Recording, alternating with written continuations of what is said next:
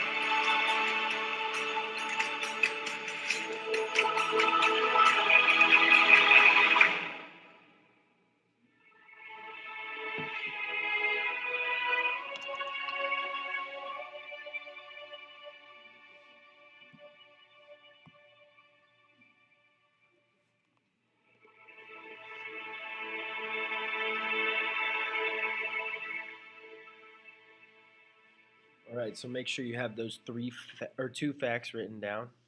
Um, Next thing we're going to talk about are there's 2 main types of cells. The 2 main types of cells.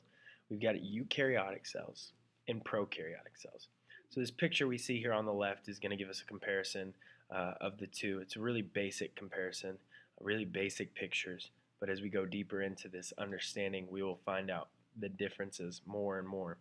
That prokaryotic cells or prokaryotes are very simple. They're simple single-celled organisms, but eukaryotic cells are very complex, and they typically make up multicellular organisms. So organisms like dogs, cats, even you and I are made up of eukaryotic cells. So during this video is going to show a comparison between the 2 cells, and what I want you to do is I want you to write down the 3 things that all cells have. All cells have 3 things in common, no matter what type of cell they are. All cells have a cell membrane, which separates the inside of the cell from its environment, cytoplasm, which is a jelly-like fluid, and DNA, which is the cell's genetic material.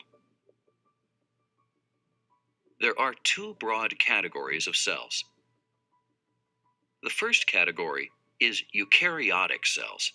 They have organelles, which include the nucleus and other special parts. Eukaryotic cells are more advanced, complex cells, such as those found in plants and animals. The second category is prokaryotic cells. They don't have a nucleus or membrane enclosed organelles. They do have genetic material, but it's not contained within a nucleus. Prokaryotic cells are always one celled or unicellular organisms, such as bacteria. So make sure you get all three of those things written down. And as we move through these notes, we'll talk about prokaryotes for a little bit, but mainly we're going to be discussing eukaryotic cells and then the organelles inside of those eukaryotic cells. So first up is prokaryote. Prokaryote is usually a single-celled organism or unicellular, which means they will only have one cell.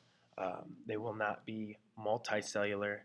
The cell is literally just alive by itself. It's independent of anything else. They do not have a nucleus, but like I just said, they are still alive. They're still living, eating, moving around organisms. So our example, like we saw in the video, is going to be bacteria. So anytime you hear the word bacteria, begin to think prokaryote or eukaryote or prokaryote or a living cell. So bacteria actually is living, and you've got millions of tiny little bacteria all over your body. They're smaller than eukaryotic cells. So moving forward into eukaryote. A eukaryote, as we see in this by this picture, is just so much more complex. There's a lot more going on inside of it as opposed to our last picture. If we go back and take a look real fast, there's just not much on the inside of that cell. But now that we look at this eukaryotic cell, there's just a lot going on on the inside. And these I would say they have more stuff on the inside than a prokaryotic cell. There's just a lot more going on than what you would see in a prokaryote or a bacteria. They have a nucleus. See, the nucleus is at the center of most of these cells, and we'll talk a little bit more about the nucleus as we go, but that's an important difference. They just have more stuff, and they have a nucleus, and then inside of that nucleus, they hold their DNA. As we found out, prokaryotes don't actually hold their DNA inside of anything. It's just kind of free floating in the cytoplasm, which we don't actually really go into depth with here, but the cytoplasm is just kind of like jello that holds everything into place. If you were to put something in jello, it moves around a little bit. You can mess with it, but it doesn't like lose its shape really unless you break it down. It always returns back to its shape. So all of these things are staying in the cytoplasm, and as you can see by my arrow that is listed out here, all this blue is cytoplasm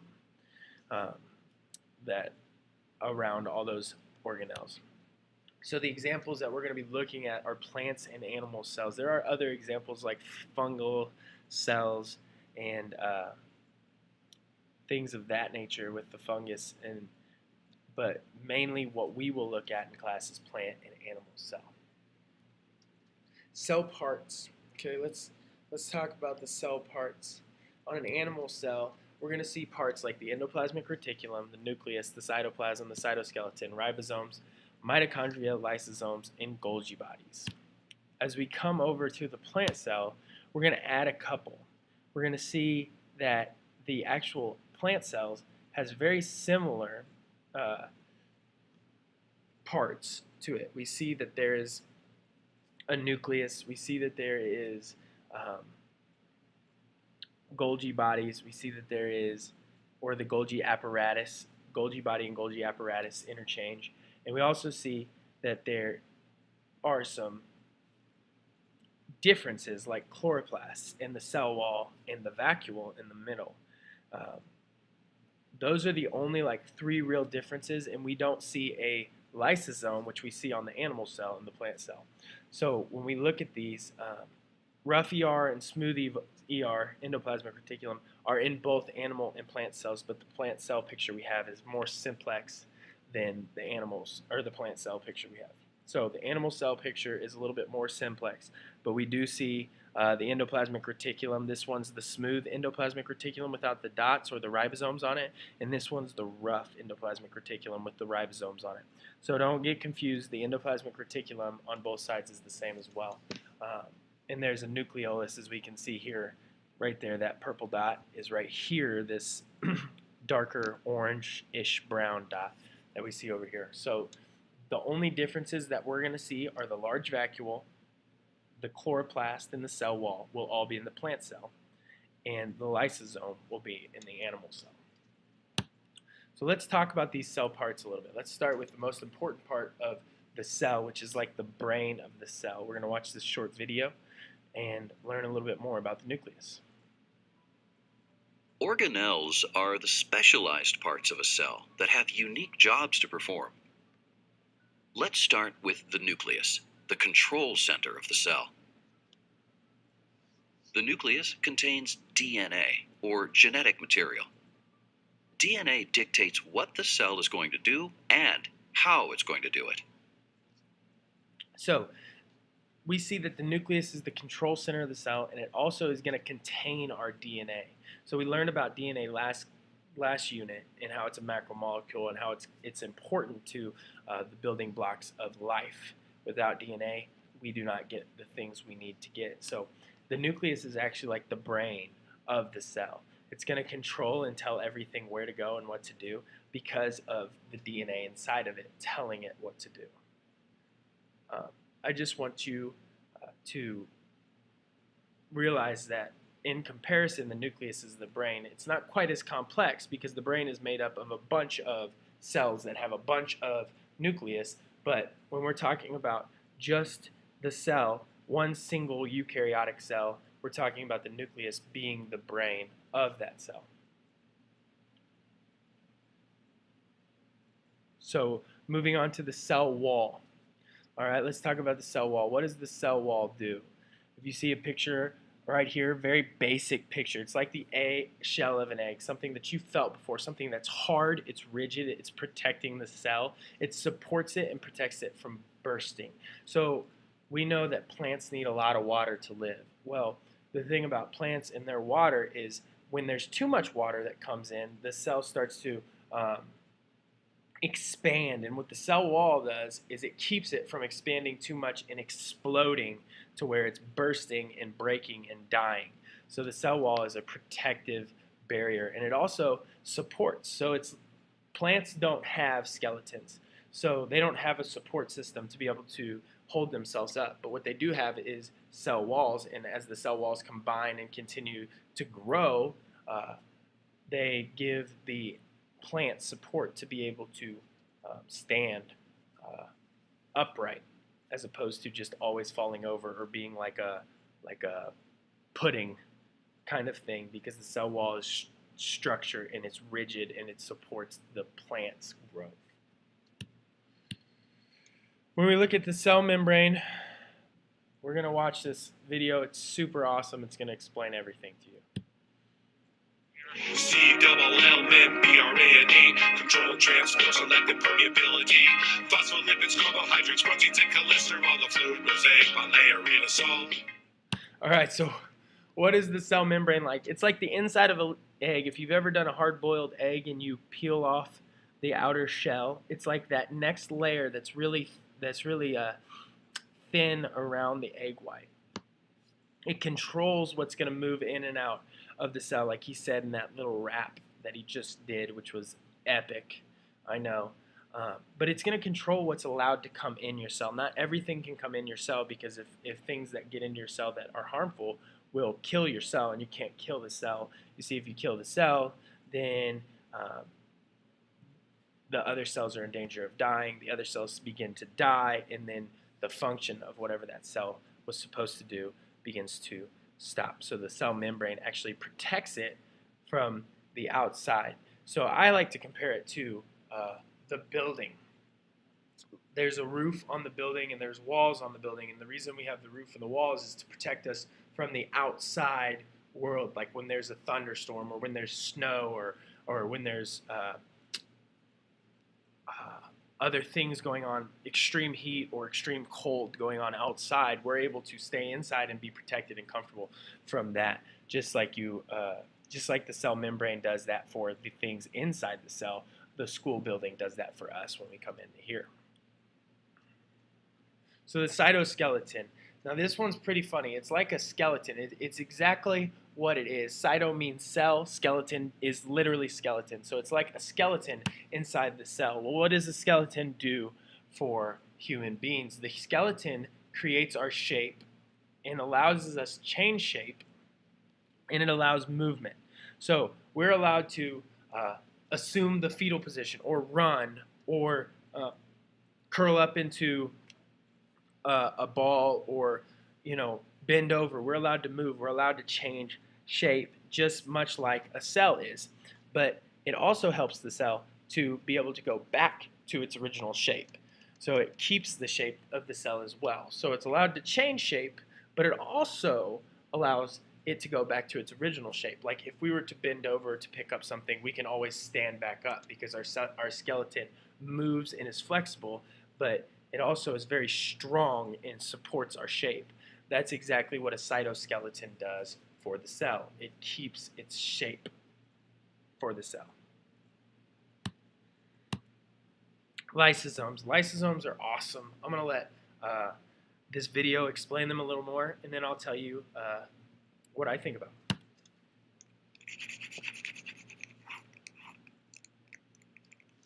Hi, my name is Mary Poffenroth, and I'm an adjunct professor of biology. And today, we're going to be talking about lysosomes. Lysosomes are simply just little digestive sacs found in animal cells. The enzymes that are found in lysosomes break apart big, large macromolecules, things like polysaccharides, which is a carbohydrate, lipids, proteins, and nucleic acids. Lysosomes will take these big, large macromolecules and break them into the tiniest pieces possible, so that those tiny pieces can leave the lysosome and then help to nourish the cell.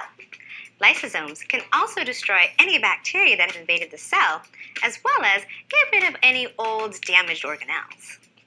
Thanks for watching, and if you want to learn more about this subject, click on the link below. Or if you want to learn more biology, feel free to click on any links around me. And please, rate, comment, and subscribe to this channel. Or maybe, if you have ideas for more videos, send us an email at requests@mahalo.com. Thanks for learning. Lysosomes are like what I like to think as the janitors of the cell. They're required, they're necessary, and without them, we would just be living in filth. Well, what would happen to a cell is actually it would get so clustered and crowded that it would end up dying because it wouldn't be able to perform its functions. Could you imagine walking from classroom to classroom with trash just piled up all around the halls? Eventually, you just wouldn't be able to move from one place to the other because of all the trash that is left on the floor or left out, or other things that are broken, and you wouldn't be able to use the restroom because the toilets are broken, and things would just get worse and worse and worse and worse. So without these things, without actually being able to clean up the cell, we would not be able to function the right way. So the lysosomes are extremely, extremely important pieces of our cell. And that's why I think they remind me of janitors, because a lot of times they go unnoticed or unthanked, and they are extremely important. Without them, we would not be able to do the things that we do as teachers, and you would not be able to do the things you do as students. So that's why I like and appreciate it when I see people bending over to pick up trash, because you're helping out. Yes, it's not your job, but it's still the right thing to do. Clean up your school, clean up your cell. You know what I mean? You gotta just clean it up to make sure that we're living and functioning the right way. So ribosomes are awesome. A nucleolus, which is a structure where ribosomes are made. After ribosomes leave the nucleus, they will have the important job of synthesizing or making proteins. So what ribosomes do is they take the information that comes to them from DNA that is then transferred to RNA that then goes to the ribosomes and actually translates the information from the RNA that the message came from the DNA to create the proteins that we need to actually develop as humans. So we all started off as a single cell, and without ribosomes, we would have never made it past that level, because ribosomes build the proteins, which, as we found out last unit, proteins basically make up who we are. Proteins are a part of every cell, every organelle, everything that is a part of our being is made by proteins through ribosomes, which get their information from RNA, which gets its information from DNA. So without DNA, we wouldn't be able to do any of this, but without ribosomes, we would be missing like basically the factory that makes the things that we need. So ribosomes are a pretty important piece. All of this stuff is important, but ribosomes are what builds us up. Mitochondria. This is my wife's favorite organelle. I could call her on the phone right now and say, hey, Morgan, what is your favorite organelle? And she would tell me mitochondria, no question about it. She loves it. It's actually, I'm going to talk over this video, but it's actually converts energy stored in foods into compounds used by the cell. Lower this a little bit so I can talk while it's going on. You watch this video. This is actually a mitochondria here, and what's going to happen is we're going to go inside of it. We're going to learn and see a little bit about what it does on the inside.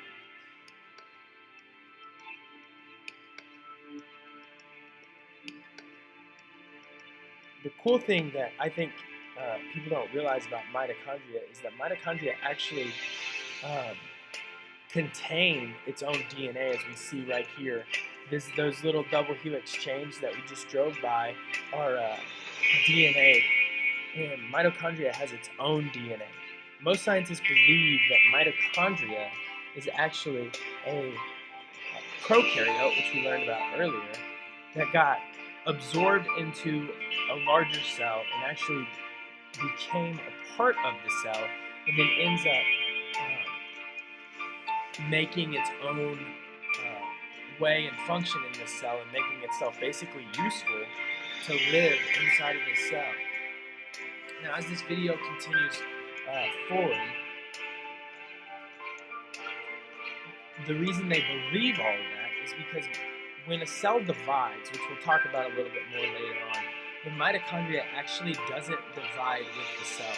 The mitochondria divides on its own, and it divides very similarly to what a cell would divide as. So when we see a mitochondria divide, we see the mitochondria divide just like you would see another cell divide. It copies the DNA inside of it, it separates the DNA, and then it splits into two new beings, two new mitochondria. So it's really interesting to watch mitochondria split, and it kind of just does its own thing while it's inside of a eukaryotic cell. So the main thing that you need to know is what's written here on the side, but it is a very interesting organelle. I know I've called the lysosomes awesome and the ribosomes awesome as well, but mitochondria is also my favorite organelle, which I know you guys don't really care about, but you always care about Mrs. Moore and what she thinks. So she does love the mitochondria, and it's for the same reasons that I do, all those reasons that I just gave you. So chloroplasts. Now, the chloroplasts are in plants. We saw that earlier. What they're going to do is they're going to use photosynthesis. So they're going to take sun, and they're going to convert the light energy into food that allow them to get the energy they need to grow. So where we have to eat and we have to consume, whether that's plants or other animals, when we have to eat those things, we do that to get our energy. We already talked about that. The energy for thinking and breathing comes from food. And the food gets broken down in our stomachs by enzymes, which actually at the cellular level, those enzymes break it down enough, and then at the cellular level, your mitochondria are what breaks it down and gives energy to the cells in your body to be able to eat. So the mitochondria and the chloroplast are two extremely important pieces of energy conversion in our bodies. Chloroplast in a plant's body, because they're only in plants, but mitochondria in a plant's and an animal's body for energy conversion. So what basically chloroplasts do is they take sunlight, they convert carbon, oxygen, and water, turn it into glucose, which is a carbohydrate, right? And they use that carbohydrate to get their energy through the mitochondria that they can use in their cell. So it's quite the process, but they don't have to go to restaurants. They don't have to eat other animals by running around. Some plants do to get the right nutrients because they're not getting the right nutrients from the ground, but most plants do not eat other organisms. Most plants just take in the sun, they use the sun's energy, they convert it to food for themselves, and then they use that food to grow, to breathe, plants breathe, and to continue to just do the functions that they do to live. So that's what chloroplasts are so important, because they're actually what provides, it's like an in-house cook. If you had a cook in your house, except for this is so much, it's like in-body cook. It's like if somebody was just feeding you from the inside. That's what chloroplasts do. So they're extremely important for plants. And I believe that is the end of the slideshow. So now that you've finished this slideshow and you've finished your notes, make sure that you bring your notes to me, that you show me what you have. That way I can get it put into the grade book. If you're done early, we're going to continue working. We're going to be working on something here shortly. So if we're not prepared, please just sit quietly and don't distract your neighbors so they can continue working. But remember to bring your notes to me for your points for today.